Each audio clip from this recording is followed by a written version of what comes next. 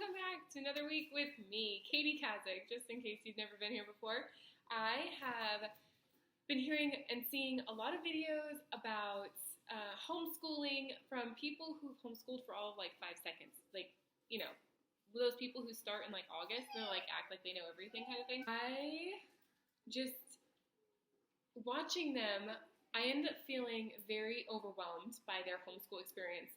And like I had to have money to homeschool, or like I had to do it their way. Especially because a lot of these people are like a lot of the big name YouTubers kind of thing. And that just kind of made me really sad and just, you know, like overwhelmed for others because people are just starting with this. I want it to go by where I didn't say my easy way of doing it, because this is how we have done it. And actually, I don't even do it all the way that I am saying. I am saying that there are so many different ways. So these are my top 5 tips. If you're going to start homeschooling, these are my top 5 tips on what to do, you know, where to go, what to look into, depending on your personality type and stuff like that. So, number 1, there are several different ways to homeschool. So, there are classical, Charlotte Mason. I have a list, see, because I can't organize things otherwise.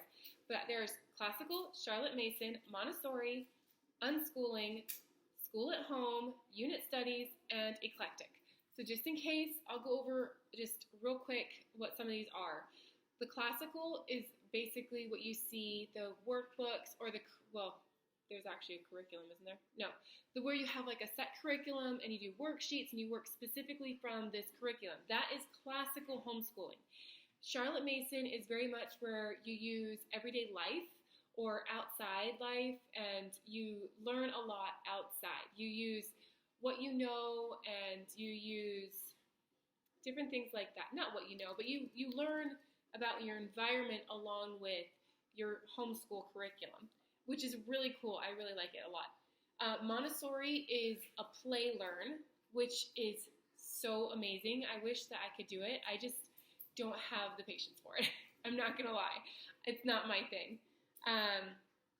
Unschooling, which is where you let the child pick what they want to learn and you go at their pace and you go with them. Once again, I kind of do that, but I kind of don't, because I went to public school, and so for me it's kind of hard to like break that, you know, that automatic like expectation. And so, you know, it's one of those things. There's school at home, which is where like you use the public school online, or you sit down and have desks and have a designed area and where you have a set schedule and all that jazz. Sorry, I have a 2-year-old over here. Oh, I guess she's 3 now. Holy Hannah. My 3-year-old is over here. She found the garlic clove that I have, and she's not listening to me when I'm asking her to stop. So I'm going to have to clean up garlic here in about 5 seconds. It's okay. But so school at home is where you use public school curriculum, or even have like a very, like, you use every subject and you do that kind of idea. Unit studies is where you study specific units. Obviously, the unit study is pretty obvious of what it is, but you know, you study specific units on different things like English, science, math, but they all just come together into one thing. And then the eclectic is where you kind of pull together from different things, and that's kind of what I do. I like to do a lot of unschooling if I can. I like my kids to learn from everyday experiences, but I also like them to learn from like online learning, which is more like school at home is what I call it, because honestly, it's basically like, it's set up like school. You have these certain subjects you have to study, and then you know, you go from there. I can pick electives, or they can pick electives and stuff like that. So there's 7 different ways. So don't be overwhelmed if one of them doesn't fit your lifestyle. That's okay. I have so many friends who are really good at unschooling, like completely unschooling. They let their children just choose what they want to do and go with it. And then I have some that are really good with unit studies, where they have everything come together and work together for them. And then I have others where they do Charlotte Mason. It all just depends on your personality. So just let it happen, research it, figure it out. Figure out what works best for your children, what works best for you, and how you guys can work together to just kind of make it more meld it into your own. That's what they have the eclectic version there, is because a lot of times some of these individual ones don't fit into people's lifestyle, and so you kind of have to like pick and choose what you do. I do a spelling that's different from my curriculum, and I let my kids kind of go at their own pace, but I also, okay, sorry, she's getting into water now. She gets into everything, I'm sorry. But yeah, so just know that there's so many different ways and there's so many different things that you can do. So don't be overwhelmed if one of them doesn't work for you. You can, like, another thing for school at home is that you can hire a tutor. If you have the money, you can do it. I don't have the money. I got 5 kids. And, my husband's going to school. I'm going to school. We don't really have the money to do that. So we don't hire a tutor. But there are lots of times that but because I like to be their mom first, I tend to let them do the online school, so that way I can get my schooling done, I can be mom, and the schoolwork can be all online. That's it. That was another thing I was going to do. I was going to say, number 2 is you can school anywhere. Literally anywhere. You can school from your car. I have friends who their kids school from like museums. They go travel. They go to like playgrounds and parks, and they do their schoolwork at anywhere. You don't have to do it at home. You can do school anywhere. And that's the beauty of it, is that schooling doesn't have to be in one specific spot. You don't have to have a room set aside for it. You don't have to have a special tablecloth that whenever you pull it out, it signifies that school has started. You don't have to have a morning routine. Does it make it easier? For some kids, yes. But for others, no. Sometimes it's just easier for them just to get started and go, or go outside and play and learn as they're playing.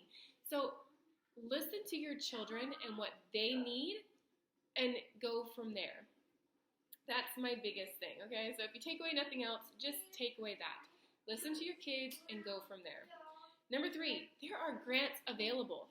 The government will give you the money back from your taxes that they would have given to the public schools so you can homeschool. The HSLDA website has some grants, and there's another website that I'll link them both underneath in the comments below.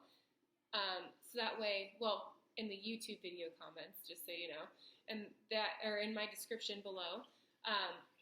I'll link those for you so you can see them and research them a little bit more. But basically, they're giving you your tax money back for homeschooling, because you're not sending your kids to public school, so the public school system doesn't need your money. It's for your child. You can use that money. It's amazing for so many different things. So look into them. It's worth it. There are online and offline curriculums. Number 4, online and offline curriculums. I had no idea that there were online curriculums, that they were completely online curriculums. There's like Easy Peasy, Homeschool for Children. That was by the creators of ABC Mouse. You have Oak Meadow. You have Time for Learning. You have Alpha and Omega Monarch Homeschool. You have so many different online schools. And some of them are 100% online. You don't even have to print off worksheets. Some of them are basically like a teacher-led thing where they have a teacher come in and record videos, and then you learn right there. You have the K-12 stuff. Every state has a K-12 online study. And so keep that in mind. There's online and offline. You can use paper stuff where, you have your paper book where you have your kids learn, and those I feel like are more in-depth a lot of times, where they're going to be showing you all different ways. And some of these online curriculums are actually really good at showing you multiple ways of doing things. But I don't use that one.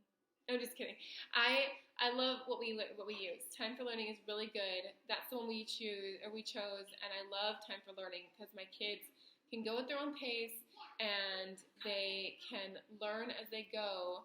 But there are some things that I kind of wish would be a little different, and I have to be a little more hands-on on. But that's okay. Life's life. And that's the thing, is that no curriculum is going to be completely hands-off. You are still going to have to do something as the parent or tutor or whatever. You are still going to have to put forth some effort.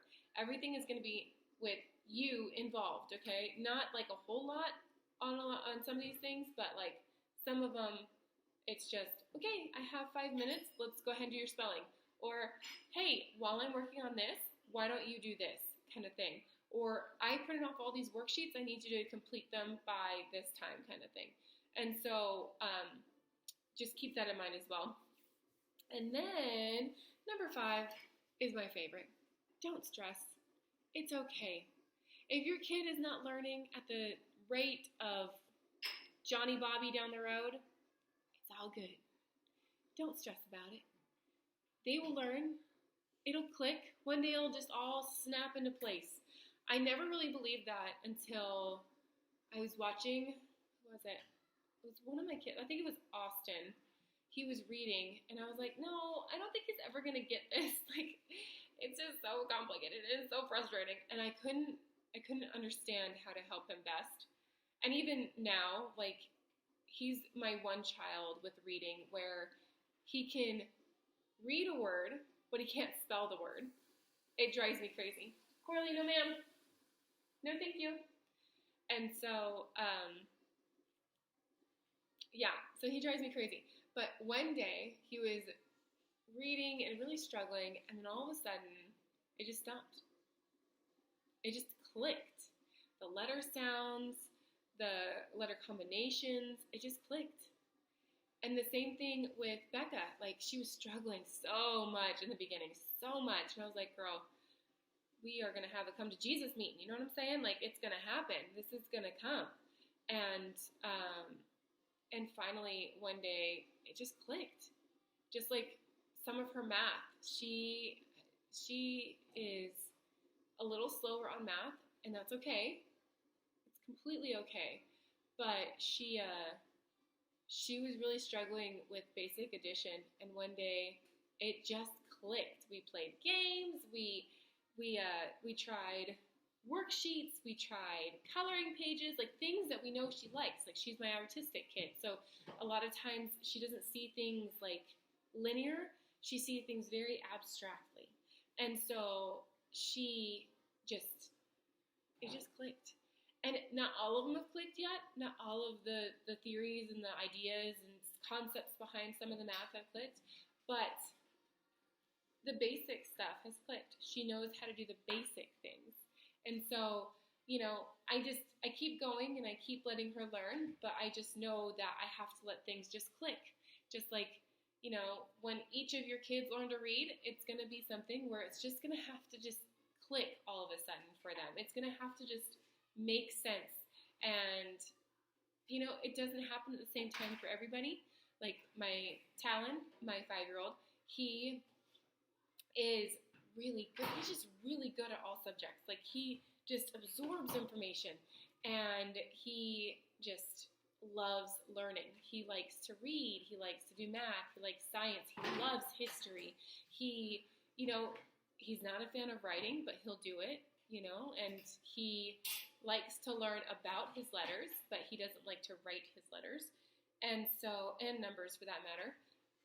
But it just clicks one day. It all just clicks. Like, he even struggled with some of these things, and it just clicks. So all I'm getting at is, don't stress, and go with what your child needs and what works best for you and them.